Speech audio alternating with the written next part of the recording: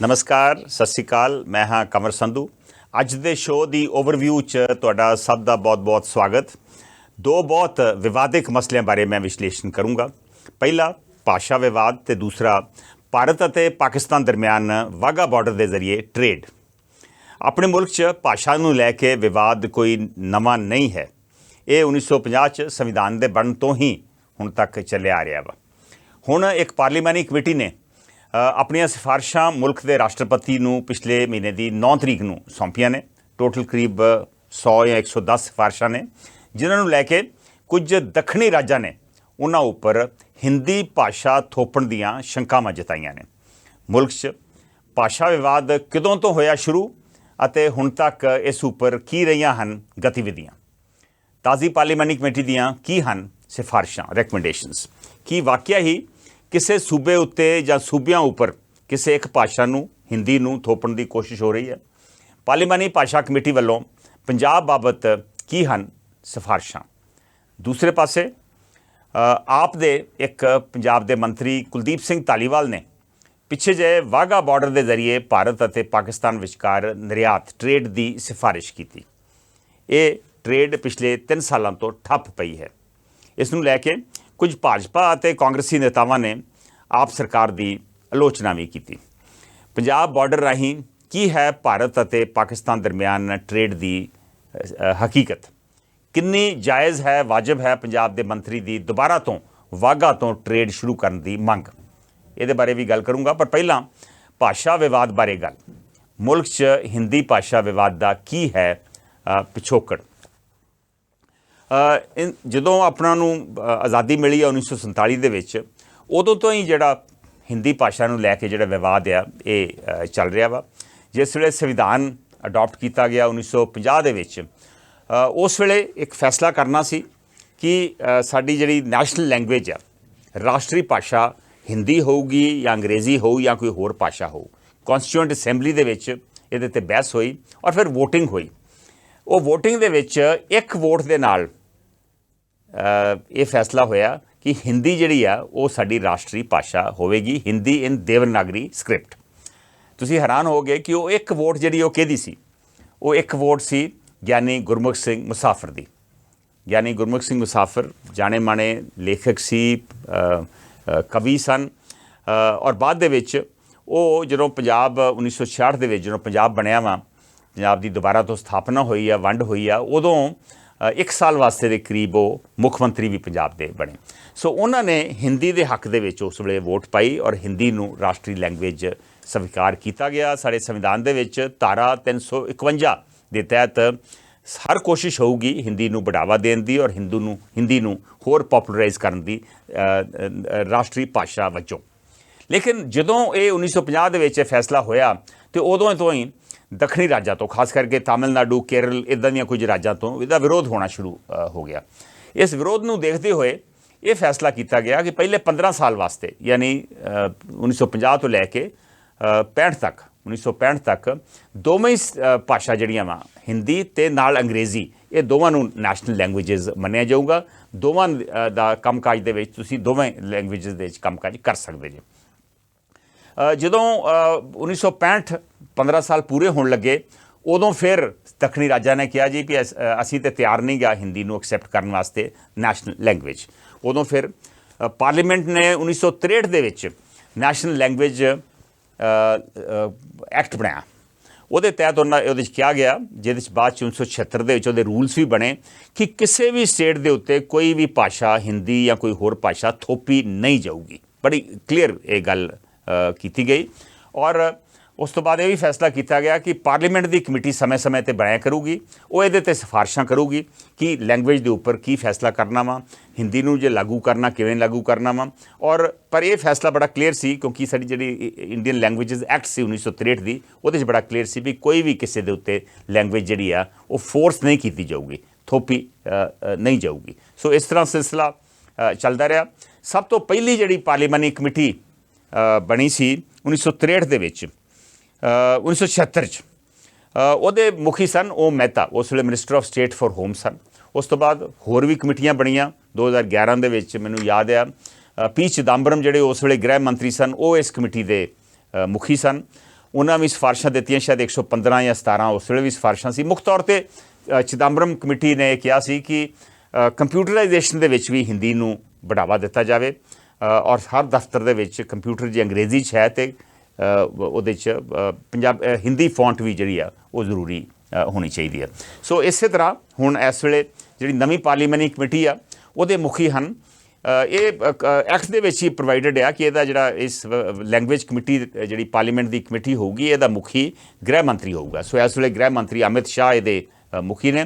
उन्होंने पिछले महीने 9 सितंबर नूं प्रेजिडेंट नूं द्रौपदी मुर्मू ਨੂੰ ਆਪਣੀ ਰਿਪੋਰਟ ਦਿੱਤੀ। ਵੈਸੇ ਬਾਕੀ ਜਿਹੜੀਆਂ ਪਾਰਲੀਮੈਂਟਰੀ ਕਮੇਟੀਜ਼ ਹੁੰਦੀਆਂ ਵਾ ਉਹ ਸਪੀਕਰ ਨੂੰ ਆਪਣੀ ਰਿਪੋਰਟ ਦਿੰਦੀਆਂ ਵਾ ਔਰ ਫਿਰ ਉਸ ਲੋਕ ਸਭਾ ਦੇ ਵਿੱਚ ਪੇਸ਼ ਹੁੰਦੀ ਹੈ ਰਿਪੋਰਟ। ਲੇਕਿਨ ਇਹ ਲੈਂਗੁਏਜ ਦੇ ਉੱਪਰ ਕਿਉਂਕਿ ਇਹ ਮਸਲਾ ਬੜਾ ਪਚੀਦਾ ਵਾ, ਸੈਂਸਿਟਿਵ ਆ, ਇਹਦੀ ਰਿਪੋਰਟ ਜਿਹੜੀ ਆ ਰਾਸ਼ਟਰਪਤੀ ਨੂੰ ਸੌਂਪੀ ਜਾਂਦੀ ਹੈ। ਫਿਰ ਰਾਸ਼ਟਰਪਤੀ ਉਹਨੂੰ ਪਾਰਲੀਮੈਂਟ ਦੇ ਵਿੱਚ ਪੇਸ਼ ਕਰਦੇ ਆ ਔਰ ਸਟੇਟਾਂ ਨੂੰ ਭੇਜਦੇ ਆ। ਸੋ ਨਵੀਂ ਰਿਪੋਰਟ ਜਿਹੜੀ ਆ ਤਾਜ਼ੀ ਰਿਪੋਰਟ ਇਸ ਵੇਲੇ ਆ ਚੁੱਕੀ ਆ ਔਰ ਇਹਦੇ 'ਤੇ ਫਿਰ ਕੁਝ ਸਾਡੀਆਂ ਦੱਖਣੀ ਸਟੇਟਾਂ ਜਿਹੜੀਆਂ ਵਾ ਖਾਸ ਕਰਕੇ ਤਾਮਿਲਨਾਡੂ, ਕੇਰਲਾ, ਉਹ ਇਹਦੇ 'ਤੇ ਇਤਰਾਜ਼ ਕਰ ਰਹੀਆਂ ਵਾ ਕਿ ਇਹ ਜੋ ਤੁਸੀਂ ਕਰਨ ਲੱਗੇ ਜੇ ਹਿੰਦੀ ਸਾਡੇ 'ਤੇ ਤੁਸੀਂ ਥੋਪ ਨਹੀਂ ਸਕਦੇ, ਅੰਗਰੇਜ਼ੀ ਜਿਹੜੀ ਆ ਉਹ ਅਫੀਸ਼ੀਅਲ ਲੈਂਗੁਏਜ ਨਾਲ ਕੰਟੀਨਿਊ ਕਰਨੀ ਚਾਹੀਦੀ ਹੈ। ਸੋ ਇਸ ਵੇਲੇ ਇਹ ਵਿਵਾਦ ਦਾ ਬੈਕਗਰਾਊਂਡ ਆ ਔਰ ਇਹ ਦੁਬਾਰਾ ਤੋਂ ਵਿਵਾਦ ਜਿਹੜਾ ਵਾ ਇੱਕ ਵਾਰ ਫਿਰ ਤੋਂ ਛਿੜ ਗਿਆ ਵਾ। ਹੁਣ ਆਪਾਂ ਨੈਕਸਟ ਇਸ਼ੂ 'ਤੇ ਆਉਂਦੇ ਹਾਂ। ਭਾਸ਼ਾ ਬਾਬਤ ਤਾਜ਼ੀ ਪਾਰਲੀਮੈਂਟਰੀ ਕਮੇਟੀ ਦੀਆਂ ਕੀ ਹਨ ਸਿਫਾਰਿਸ਼ਾਂ।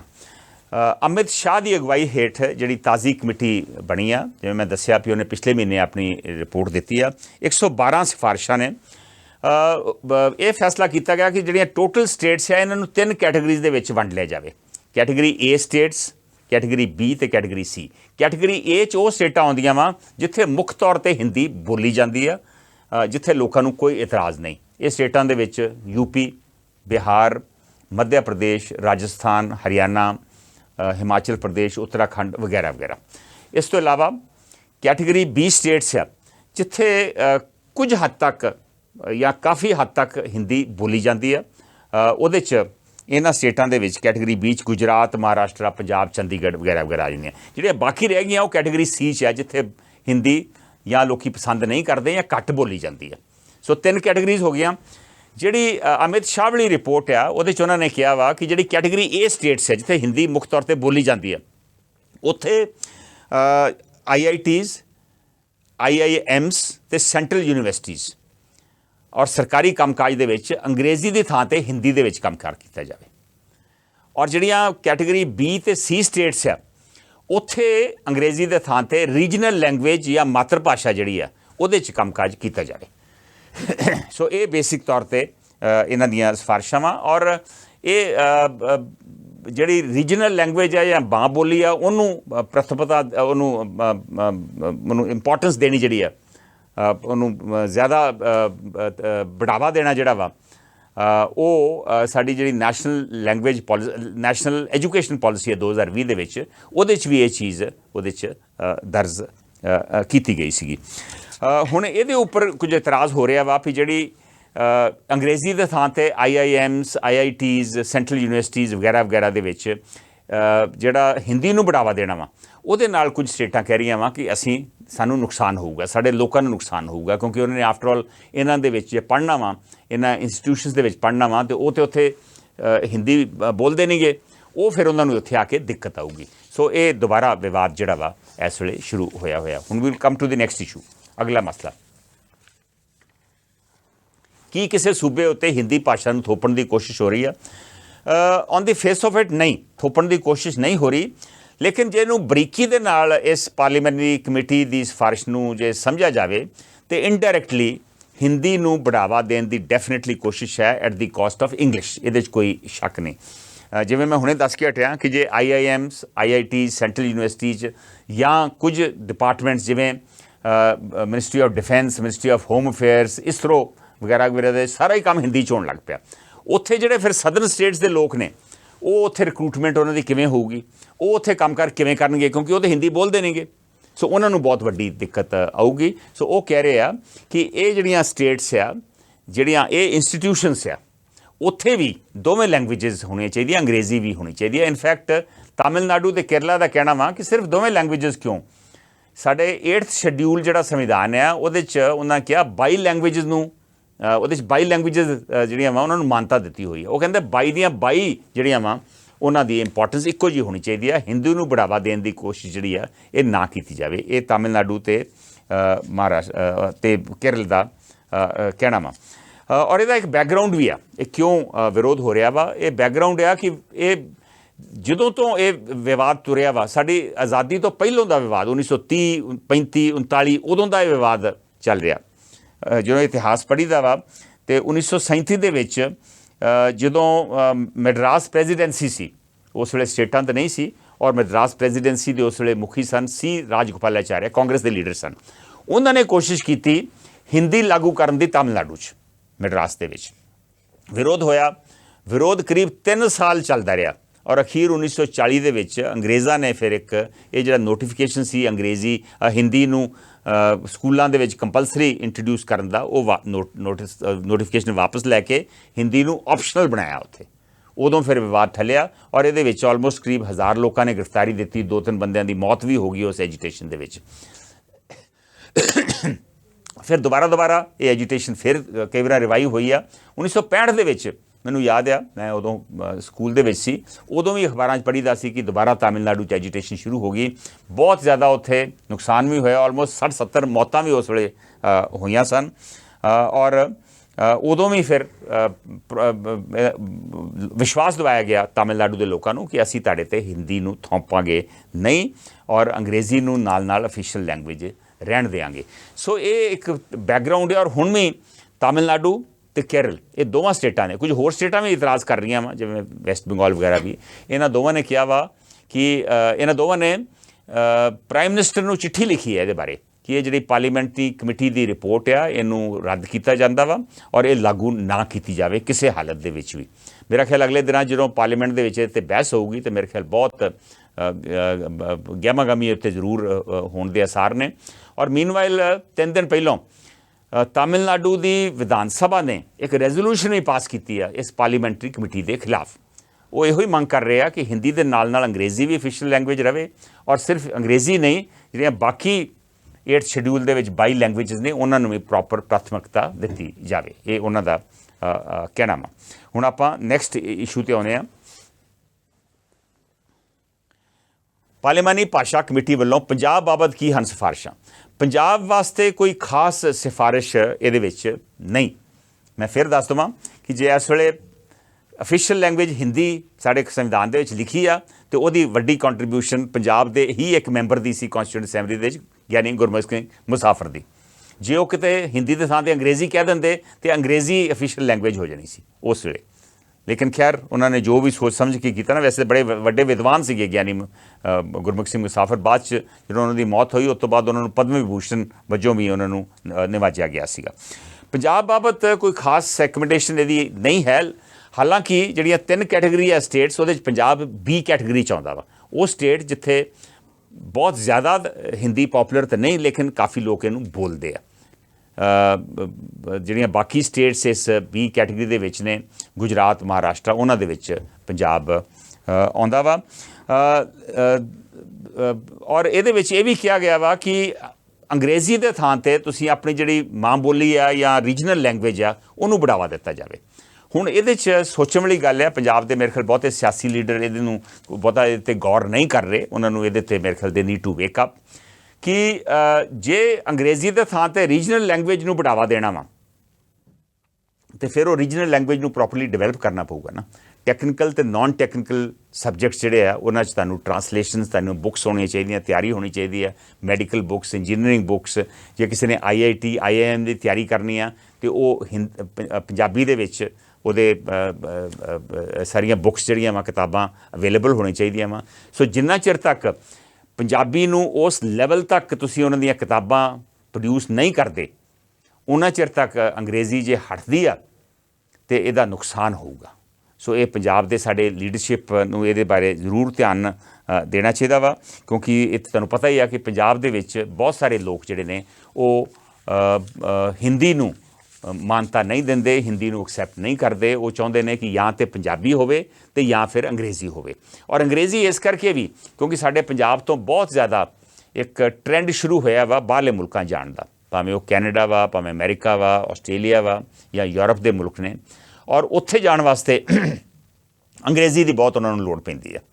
ਸੋ ਇਸ ਕਰਕੇ ਜੇ ਅੰਗਰੇਜ਼ੀ ਦੇ ਥਾਂ 'ਤੇ ਰੀਜਨਲ ਲੈਂਗੁਏਜ ਨੂੰ ਬੜਾਵਾ ਮਿਲਦਾ ਵਾ, ਚੰਗੀ ਗੱਲ ਆ, ਲੇਕਿਨ ਉਹ ਜਿਹੜੇ ਬਾਹਰ ਜਾ ਰਹੇ ਆ ਉਹਨਾਂ ਨੂੰ ਇਹਦਾ ਨੁਕਸਾਨ ਕਿਸੇ ਨਾ ਕਿਸੇ ਹੱਦ ਤੱਕ ਜ਼ਰੂਰ ਹੋਵੇਗਾ। ਸੋ ਮੇਰਾ ਖਿਆਲ ਪੰਜਾਬ ਦੀ ਲੀਡਰਸ਼ਿਪ ਨੂੰ ਚਾਹੀਦਾ ਵਾ ਕਿ ਅਗਲਾ ਜਦੋਂ ਸੈਸ਼ਨ ਕਾਲ ਹੁੰਦਾ ਵਿਧਾਨ ਸਭਾ ਦਾ, ਇਹ ਕਮੇਟੀ ਦੀ ਰਿਪੋਰਟ ਨੂੰ ਮੰਗਵਾਇਆ ਜਾਵੇ, ਉਹਦੇ 'ਤੇ ਪ੍ਰੋਪਰ ਬਹਿਸ ਕੀਤੀ ਜਾਵੇ, ਇੱਕ ਐਕਸਪਰਟਸ ਦੀ ਕਮੇਟੀ ਬਣਾਈ ਜਾਵੇ ਕਿ ਇਹ ਜੋ ਇਹਦੀਆਂ ਸਿਫਾਰਿਸ਼ਾਂ ਵਾ ਉਹਦਾ ਪੰਜਾਬ ਨੂੰ ਕੀ ਫਾਇਦਾ ਜਾਂ ਨਫਾ ਜਾਂ ਨੁਕਸਾਨ ਹੋਊਗਾ, ਔਰ ਫਿਰ ਉਹਦੇ ਮੁਤਾਬਕ ਕੀ ਸਾਨੂੰ ਪੰਜਾਬ ਨੂੰ ਤਾਮਿਲਨਾਡੂ ਜਾਂ ਕੇਰਲਾ ਜਾਂ ਵੈਸਟ ਬੰਗਾਲ ਦੇ ਨਾਲ ਰਲ ਕੇ ਇਹਦਾ ਵਿਰੋਧ ਕਰਨਾ ਚਾਹੀਦਾ ਵਾ ਜਾਂ ਇੱਕ ਵੱਖਰੀਆਂ ਇਹਦੇ 'ਤੇ ਆਪਣਾ ਵਿਊ ਪੁਆਇੰਟ ਜਿਹੜਾ ਵਾ ਉਹ ਕੇਂਦਰ ਦੇ ਸਾਹਮਣੇ ਰੱਖਣਾ ਚਾਹੀਦਾ ਵਾ। ਹੁਣ ਆਪਾਂ ਲੈਂਗੁਏਜ ਤੋਂ ਹਟ ਕੇ ਟ੍ਰੇਡ ਦੀ ਗੱਲ ਕਰਦੇ ਹਾਂ। ਪੰਜਾਬ ਬਾਰਡਰ ਰਾਹੀਂ ਕੀ ਹੈ ਭਾਰਤ ਅਤੇ ਪਾਕਿਸਤਾਨ ਦਰਮਿਆਨ ਟ੍ਰੇਡ ਦੀ ਹਕੀਕਤ? ਇਹਦੇ ਬਾਰੇ ਮੈਂ ਗੱਲ ਇਸ ਕਰਕੇ ਕਰ ਰਿਹਾ ਕਿਉਂਕਿ ਅੱਜ ਤੋਂ 2 ਮਹੀਨੇ ਪਹਿਲਾਂ ਪੰਜਾਬ ਦੇ ਜਿਹੜੇ ਮੰਤਰੀ ਨੇ ਕੁਲਦੀਪ ਸਿੰਘ ਧਾਲੀਵਾਲ, ਉਹ ਬੈਂਗਲੁਰੂ ਗਏ ਸਨ, ਜਿਹਨੂੰ ਪਹਿਲਾਂ ਬੈਂਗਲੋਰ ਕਹੀਦਾ ਸੀ। ਉੱਥੇ ਕੋਈ ਕਾਨਫਰੰਸ ਸੀਗੀ। ਉਸ ਕਾਨਫਰੰਸ ਦੇ ਵਿੱਚ ਉਹਨਾਂ ਨੇ ਇੱਕ ਵਿਊ ਪੁਆਇੰਟ ਰੱਖਿਆ, ਚੰਗਾ ਵਿਊ ਪੁਆਇੰਟ ਸੀ। ਉਹਨਾਂ ਨੇ ਕਿਹਾ ਕਿ ਜਿਹੜਾ ਟ੍ਰੇਡ ਜਿਹੜੀ ਪਾਕਿਸਤਾਨ ਦੇ ਨਾਲ ਨਿਵੇਸ਼ ਨਿਰਯਾਤ ਜਿਹੜਾ ਬੰਦ ਹੋਇਆ ਵਾ 3 ਸਾਲ ਪਹਿਲਾਂ, ਇਹ ਦੁਬਾਰਾ ਤੋਂ ਸ਼ੁਰੂ ਹੋਣਾ ਚਾਹੀਦਾ ਵਾ। ਪੰਜਾਬ ਔਰ ਪਾਕਿਸਤਾਨ, ਇੰਡੀਆ ਔਰ ਪਾਕਿਸਤਾਨ ਨੈਚੁਰਲ ਟ੍ਰੇਡ ਪਾਰਟਨਰਸ ਨੇ, ਔਰ ਖਾਸ ਕਰਕੇ ਦੋਵੇਂ ਪੰਜਾਬ, ਇੰਡੀਅਨ ਪੰਜਾਬ ਤੇ ਪਾਕਿਸਤਾਨ ਪੰਜਾਬ, ਲਹਿੰਦਾ ਤੇ ਚੜ੍ਹਦਾ ਪੰਜਾਬ ਜਿਹੜਾ ਵਾ, ਇਹ ਆਪਸ ਦੇ ਵਿੱਚ ਟ੍ਰੇਡ ਕਰਨਾ ਚਾਹੁੰਦੇ ਆ। ਲੋਕਾਂ ਦੇ ਵਿੱਚ ਬਹੁਤ ਪਿਆਰ ਮੁਹੱਬਤ ਆ। ਸੋ ਉਹਨਾਂ ਨੇ ਜਦੋਂ ਇਹ ਸਿਫਾਰਿਸ਼ ਕੀਤੀ ਤੇ ਕੁਝ ਭਾਜਪਾ ਲੀਡਰਾਂ ਨੇ ਇਹਦਾ ਵਿਰੋਧ ਕਰਨਾ ਸ਼ੁਰੂ ਕਰਤਾ। ਮੈਂ ਪਿੱਛੇ ਜੇ ਸੁਣ ਰਿਹਾ ਸੀ, ਭਾਜਪਾ ਦੇ ਇੱਕ ਨੈਸ਼ਨਲ ਸਪੋਕਸਪਰਸਨ ਆ ਸ਼ਹਿਜ਼ਾਦ ਪੂਨਾਵਾਲਾ, ਉਹਨਾਂ ਨੇ ਤੰਜ ਕੱਸਿਆ ਆਮ ਆਦਮੀ ਪਾਰਟੀ 'ਤੇ। ਉਹਨਾਂ ਨੇ ਕਿਹਾ ਕਿ ਆਮ ਆਦਮੀ ਪਾਰਟੀ ਜਿਹੜੀ ਆ ਇਹ ਪਾਕ ਪ੍ਰਸਤ ਪਾਰਟੀ ਆ ਔਰ ਇਹਨਾਂ ਨੂੰ ਪਾਕ ਨਾਲ ਬਹੁਤ ਪ੍ਰੇਮ ਆ। ਇਸ ਤਰ੍ਹਾਂ ਦੀ ਗੱਲ ਉਹਨਾਂ ਨੇ ਕੀਤੀ। ਇੱਕ ਕਾਂਗਰਸ ਦੇ ਲੀਡਰ ਮਨੀਸ਼ ਤਿਵਾੜੀ ਨੇ ਵੀ ਕਿਹਾ ਕਿ ਜਦੋਂ ਭਾਰਤ ਤੇ ਪਾਕਿਸਤਾਨ ਦੇ ਵਿੱਚ ਡਿਪਲੋਮੈਟਿਕ ਰਿਲੇਸ਼ਨਸ ਹੀ ਇਸ ਵੇਲੇ ਨਹੀਂ ਕਾਇਮ, ਤੇ ਫਿਰ ਟ੍ਰੇਡ ਕਿਵੇਂ ਸ਼ੁਰੂ ਹੋ ਸਕਦੀ ਆ। ਸੋ ਇਹ ਇੱਕ ਨਵਾਂ ਵਿਵਾਦ ਸ਼ੁਰੂ ਹੋਇਆ। ਪਰ ਜੋ ਕੁਲਦੀਪ ਸਿੰਘ ਧਾਲੀਵਾਲ ਨੇ ਕਿਹਾ, ਜੋ ਆਮ ਆਦਮੀ ਪਾਰਟੀ ਮੰਗ ਕਰ ਰਹੀ ਹੈ, ਕੋਈ ਨਵੀਂ ਗੱਲ ਨਹੀਂ। ਔਰ ਮੈਂ ਦੱਸਣਾ ਚਾਹੁੰਦਾ ਵਾਂ ਕਿ ਟ੍ਰੇਡ ਦਾ ਇੱਕ ਬੈਕਗਰਾਊਂਡ ਆ। ਇਹ ਟ੍ਰੇਡ 2005 ਦੇ ਵਿੱਚ ਪਹਿਲਾਂ ਸ਼ੁਰੂ ਹੋਈ ਸੀ। 2007 ਦੇ ਵਿੱਚ ਫਿਰ ਟਰੱਕਸ ਵੀ ਜਾਣ ਆਉਣ ਲੱਗ ਪਏ ਵਾਹਗਾ ਅਟਾਰੀ ਥਾਣੀ, ਔਰ ਫਿਰ 2011 ਜਾਂ 12 ਦੇ ਵਿੱਚ ਇੰਡੀਅਨ ਇੰਟਰਨੈਸ਼ਨਲ ਚੈੱਕ ਪੋਸਟ ਵੀ ਅਟਾਰੀ ਦੇ ਵਿੱਚ ਬਣੀ, ਉਹਦੀ ਇਨੋਗਰੇਸ਼ਨ ਕੀਤੀ ਗਈ। ਮੈਨੂੰ ਯਾਦ ਆ ਅਪ੍ਰੈਲ 13, 2012 ਨੂੰ, ਉਸ ਵੇਲੇ UPA ਸਰਕਾਰ ਸੀ। ਕਈ ਦਿੱਕਤਾਂ ਆਈਆਂ ਜਦੋਂ ਇਹ ਟ੍ਰੇਡ ਸ਼ੁਰੂ ਹੋਈ 2005 ਤੋਂ ਬਾਅਦ। ਮੈਨੂੰ ਯਾਦ ਆ 2007 ਦੇ ਵਿੱਚ ਸਮਝੌਤਾ, ਗੱਡੀ ਦੇ ਵਿੱਚ ਬਲਾਸਟ ਵੀ ਹੋਇਆ ਪਾਣੀਪਤ ਦੇ ਕੋਲ, ਪਰ ਫਿਰ ਵੀ ਇਹ ਟ੍ਰੇਡ ਜਿਹੜੀ ਆ ਇਹ ਚੱਲਦੀ ਰਹੀ। ਲੇਕਿਨ 2019 ਦੇ ਵਿੱਚ ਫਿਰ ਦਿੱਕਤਾਂ ਜ਼ਿਆਦਾ ਵੱਧ ਗਈਆਂ। ਜਦੋਂ ਤੋਂ 2014 ਦੇ ਵਿੱਚ ਭਾਜਪਾ ਆ ਗਈ ਸੱਤਾ ਦੇ ਵਿੱਚ, ਉਸ ਤੋਂ ਬਾਅਦ ਦਿੱਕਤਾਂ ਸ਼ੁਰੂ ਹੋਈਆਂ ਔਰ 2019 'ਚ ਬਹੁਤ ਜ਼ਿਆਦਾ ਦਿੱਕਤਾਂ ਵੱਧ ਗਈਆਂ। ਫਰਵਰੀ 2019 ਦੇ ਵਿੱਚ ਤੁਹਾਨੂੰ ਯਾਦ ਆ ਕਿ ਪੁਲਵਾਮਾ ਦੇ ਵਿੱਚ CRPF ਦੇ ਉੱਤੇ ਹਮਲਾ ਹੋਇਆ, 40 CRPF ਜਵਾਨ ਮਾਰੇ ਗਏ। ਔਰ ਉਸ ਵੇਲੇ ਫਿਰ ਭਾਰਤ ਨੇ ਇਹ ਵੀ ਕਿਹਾ ਕਿ ਇਹ ਟ੍ਰੇਡ ਜਿਹੜੀ ਆ ਅਸੀਂ 200% ਦੀ ਡਿਊਟੀ, ਜਿਹੜੀ ਪਾਕਿਸਤਾਨ ਤੋਂ ਜਿਹੜੀਆਂ ਸਮਾਨ ਆਉਂਦਾ ਵਾ, ਤੇ 200% ਦੀ ਡਿਊਟੀ ਲੱਗੂਗੀ। ਓਬਵੀਅਸਲੀ ਉਸ ਤੋਂ ਬਾਅਦ ਫਿਰ ਟ੍ਰੇਡ ਜਿਹੜੀ ਆ ਉਹ ਹੌਲੀ ਹੌਲੀ ਘਟਣੀ ਸ਼ੁਰੂ ਹੋ ਗਈ। ਔਰ ਫਿਰ ਜਦੋਂ 2019 ਦੇ ਵਿੱਚ ਅਗਸਤ ਦੇ ਵਿੱਚ ਜਿਸ ਵੇਲੇ ਕਸ਼ਮੀਰ ਦੇ ਵਿੱਚ 370 ਧਾਰਾ ਖਤਮ ਕੀਤੀ ਗਈ, ਲੱਦਾਖ ਨੂੰ ਅੱਡ ਕਰਕੇ ਯੂਨਿਟ ਟੈਰੀਟਰੀ ਬਣਾਇਆ ਗਿਆ, ਅਤੇ ਉਦੋਂ ਇਹ ਜਿਹੜੀ ਟ੍ਰੇਡ ਆ ਇਹ ਬੰਦ ਹੋ ਗਈ। ਔਰ ਜਿਹੜੀ ਸਮਝੌਤਾ ਐਕਸਪ੍ਰੈਸ ਗੱਡੀ ਚੱਲਦੀ ਸੀ, ਜਿਹੜੀ ਬੜੀ ਪੁਰਾਣੀ 1976 ਤੋਂ ਚੱਲ ਰਹੀ ਸੀ, ਉਹ ਵੀ ਫਿਰ ਅਗਸਤ 2019 ਦੇ ਵਿੱਚ ਬੰਦ ਹੋ ਗਈ। ਸੋ ਇਸ ਵੇਲੇ ਇਹ ਟ੍ਰੇਡ ਬੰਦ ਆ। ਔਰ ਕਿਸੇ ਵੇਲੇ 2012-13 ਦੇ ਵਿੱਚ ਆਲਮੋਸਟ 48,000 ਕਰੋੜ ਦੀ 4800 ਕਰੋੜ ਦੀ ਟ੍ਰੇਡ ਸੀਗੀ ਇਹਨਾਂ ਦੋਵਾਂ ਮੁਲਕਾਂ 'ਚ, ਜਿਹੜੀ ਵੱਧ ਕੇ 2014-15 ਦੇ ਵਿੱਚ ਆਲਮੋਸਟ 5400 ਕਰੋੜ ਦੀ ਹੋ ਗਈ। ਸਕੋਪ ਬਹੁਤ ਸੀ। ਜੇ ਚੱਲਦਾ ਰਹਿੰਦਾ ਤਾਂ ਹੁਣ ਮੇਰੇ ਖਿਆਲ ਆਲਮੋਸਟ 8,000 ਜਾਂ 10,000 ਕਰੋੜ ਵੀ ਇਹ ਟ੍ਰੇਡ ਜਿਹੜੀ ਆ ਇਹ ਹੁਣ ਤੱਕ ਹੋ ਜਾਣੀ ਸੀ। ਪਰ ਇਸ ਵੇਲੇ ਟ੍ਰੇਡ ਬੰਦ ਆ ਔਰ ਇਸੇ ਕਰਕੇ ਪੰਜਾਬ ਸਰਕਾਰ ਜਿਹੜੀ ਆ ਇਹਦੀ ਦੁਬਾਰਾ ਤੋਂ ਮੰਗ ਕਰ ਰਹੀ ਆ। ਹੁਣ ਆਪਾਂ ਲਾਸਟ ਮਸਲੇ 'ਤੇ ਆਉਂਦੇ ਕਿਉਂਕਿ 2 ਮਿੰਟ ਰਹਿ ਗਏ ਆ। ਕਿੰਨੀ ਜਾਇਜ਼ ਹੈ ਪੰਜਾਬ ਦੇ ਜ਼ਰੀਏ ਭਾਰਤ ਅਤੇ ਪਾਕਿਸਤਾਨ ਵਿਚਕਾਰ ਨਿਰਯਾਤ ਦੀ ਮੰਗ ਮੇਰੇ ਹਿਸਾਬ ਨਾਲ ਬਹੁਤ ਜਾਇਜ਼ ਆ, ਬਹੁਤ ਵਾਜਬ ਹੈ ਇਹ ਮੰਗ। ਨੈਚੁਰਲ ਟ੍ਰੇਡ ਪਾਰਟਨਰਸ ਹੈ ਇੰਡੀਆ ਅਤੇ ਪਾਕਿਸਤਾਨ। ਦੇਖੋ ਤੁਸੀਂ ਟ੍ਰੇਡ ਕਰਦੇ ਜੇ ਬੰਬੇ ਤੋਂ ਦੁਬਈ ਜਾਂ ਦੁਬਈ ਤੋਂ ਕੋਈ ਹੋਰ ਥਾਂ ਤੋਂ ਫਿਰ ਟ੍ਰੇਡ ਹੁੰਦੀ ਹੈ। ਇੱਥੇ ਤੁਸੀਂ ਸਿਰਫ ਵਾਘਾ ਤੋਂ ਅੰਮ੍ਰਿਤਸਰ ਤੋਂ ਤੁਸੀਂ ਅੱਧੇ ਘੰਟੇ 'ਚ ਪੌਣੇ ਘੰਟੇ ਦੇ ਵਿੱਚ ਲਾਹੌਰ ਪਹੁੰਚ ਜਾਂਦੇ ਜੇ। ਸੋ ਕਿੰਨਾ ਸੌਖਾ ਵਾ, ਟਰੱਕ ਦੇ ਜ਼ਰੀਏ ਟ੍ਰੇਡ ਹੋ ਸਕਦੀ ਹੈ, ਗੱਡੀ ਜਾ ਸਕਦੀ ਆ, ਲੋਕੀ ਕਾਰਾਂ ਦੇ ਵਿੱਚ ਉੱਥੇ ਜਾ ਸਕਦੇ ਆ। ਆਵਾਜਾਈ ਜਿਹੜੀ ਆ ਬਹੁਤ ਸੌਖੀ ਆ। ਔਰ ਜਿਹੜੀ ਇਹ ਆਮ ਆਦਮੀ ਪਾਰਟੀ ਨੇ ਹੁਣ ਮੰਗ ਕੀਤੀ ਹੈ, ਪਹਿਲੀ ਵਾਰੀ ਨਹੀਂ ਇਹ ਮੰਗ ਹੋਈ। ਅਮਰਿੰਦਰ ਸਿੰਘ ਵੇਲੇ ਵੀ ਮੰਗ ਹੋਈ ਸੀ, ਉੱਠੀ ਸੀ। ਸੁਖਬੀਰ ਸਿੰਘ ਬਾਦਲ ਦੇ ਵੇਲੇ ਵੀ ਉੱਠੀ ਸੀ ਮੰਗ। ਇਹ ਜਾ ਕੇ ਵੀ ਉੱਥੇ ਆਏ ਸੀ। ਉੱਥੋਂ ਦਾ ਮੁੱਖ ਮੰਤਰੀ ਜਿਹੜਾ ਵਾ ਪੰਜਾਬ ਦਾ ਮੁੱਖ ਮੰਤਰੀ ਪਰਵੇਜ਼ ਇਲਾਹੀ, ਉਹ ਵੀ ਇੱਥੇ ਆਏ ਸਨ। ਅਮਰਿੰਦਰ ਸਿੰਘ ਵੀ ਉੱਥੇ ਜਾ ਕੇ ਆਏ ਸੀ। ਪਾਕਿਸਤਾਨ ਅਤੇ ਇੰਡੀਆ ਦੋਵਾਂ ਦੇ ਪੰਜਾਬ ਗੇਮਸ ਵੀ ਹੋਈਆਂ ਸੀ। ਮੈਨੂੰ ਯਾਦ ਹੈ ਉਦੋਂ ਪਰਵੇਜ਼ ਇਲਾਹੀ ਨੇ ਬਹੁਤ ਵਧੀਆ ਗੱਲ ਕੀਤੀ ਸੀ। ਦੋਵਾਂ ਮੁਲਕਾਂ ਦੇ ਵਿੱਚ ਮੁਹੱਬਤ ਦਾ ਮੁਕਾਬਲਾ ਹੋ ਰਿਹਾ। ਸੋ ਲੋਕੀ ਆਪਸ ਦੇ ਵਿੱਚ ਮਿਲਣਾ ਵੀ ਚਾਹੁੰਦੇ ਆ। ਤੁਸੀਂ ਵੇਖਿਆ ਸੀ ਕਿ ਕਰਤਾਰਪੁਰ ਸਾਹਿਬ ਲਾਂਘਾ ਜਦੋਂ ਖੁੱਲ੍ਹਿਆ, ਕਿੰਨਾ ਲੋਕਾਂ ਦੇ ਵਿੱਚ ਉਤਸ਼ਾਹ ਸੀ ਉਸ ਵੇਲੇ। ਸੋ ਇਹ ਡੈਫੀਨੇਟਲੀ ਦੁਬਾਰਾ ਇਹ ਟ੍ਰੇਡ ਜਿਹੜੀ ਆ ਸ਼ੁਰੂ ਹੋਣੀ ਚਾਹੀਦੀ ਆ। ਬਹੁਤ ਵਾਜਿਬ ਮੰਗ ਆ ਔਰ ਸਾਰੀਆਂ ਪੰਜਾਬ ਦੀਆਂ ਪਾਰਟੀਆਂ ਨੂੰ ਇਹਨੂੰ ਸਪੋਰਟ ਕਰਨਾ ਚਾਹੀਦਾ ਵਾ ਔਰ ਲੋਕਾਂ ਵੱਲੋਂ ਇਹਦੇ 'ਤੇ ਪ੍ਰੈਸ਼ਰ ਬਣਾਉਣਾ ਚਾਹੀਦਾ ਵਾ ਕਿ ਇਹ ਟ੍ਰੇਡ ਦੁਬਾਰਾ ਸ਼ੁਰੂ ਹੋਵੇ। ਉਹਦਾ ਪੰਜਾਬ ਨੂੰ ਫਾਇਦਾ ਹੋਊਗਾ, ਖਾਸ ਕਰਕੇ ਅੰਮ੍ਰਿਤਸਰ, ਜਲੰਧਰ, ਉਸ ਇਲਾਕੇ ਨੂੰ ਬਹੁਤ ਜ਼ਿਆਦਾ ਫਾਇਦਾ ਹੋਊ, ਸਾਡੇ ਟ੍ਰੇਡਰਸ ਨੂੰ ਫਾਇਦਾ ਹੋਊਗਾ। ਔਰ ਇੱਕ ਵਾਰੀ ਟ੍ਰੇਡ ਸ਼ੁਰੂ ਹੋਵੇ ਅਤੇ ਫਿਰ ਟ੍ਰੇਡ ਮੇਲੇ ਵੀ ਲੱਗ ਸਕਦੇ ਆ, ਆਪਸ ਦੇ ਵਿੱਚ ਆਵਾਜਾਈ ਵੀ ਵੱਧ ਸਕਦੀ ਆ ਔਰ ਲੋਕਾਂ 'ਚ ਪਿਆਰ ਮੁਹੱਬਤ ਜਿਹੜੀ ਆ ਉਹ ਵੀ ਵਧੂਗੀ। ਸੋ ਅੱਜ ਵਾਸਤੇ ਇੰਨਾ ਹੀ, ਅਤੇ ਹੁਣ ਦਿਓ ਮੈਨੂੰ ਇਜਾਜ਼ਤ। ਨਮਸਕਾਰ, ਸਤਿ ਸ਼੍ਰੀ ਅਕਾਲ।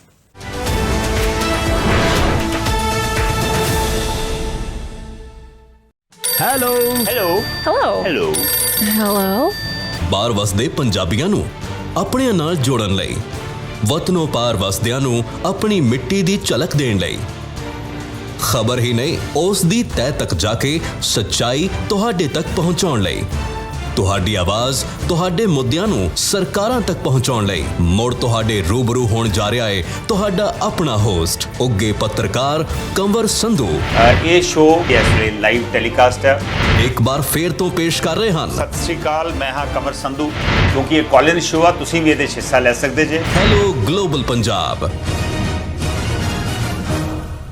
ਸਮਾਜ ਦੀ ਹਰ ਖਬਰ ਤੇ ਨਜ਼ਰ ਹੀ ਨਹੀਂ, ਡੂੰਘਾਈ ਨਾਲ ਪੜਚੋਲ ਦਾ ਓਵਰਵਿਊ ਕਮਰ ਸੰਧੂ ਦੇ ਨਾਲ।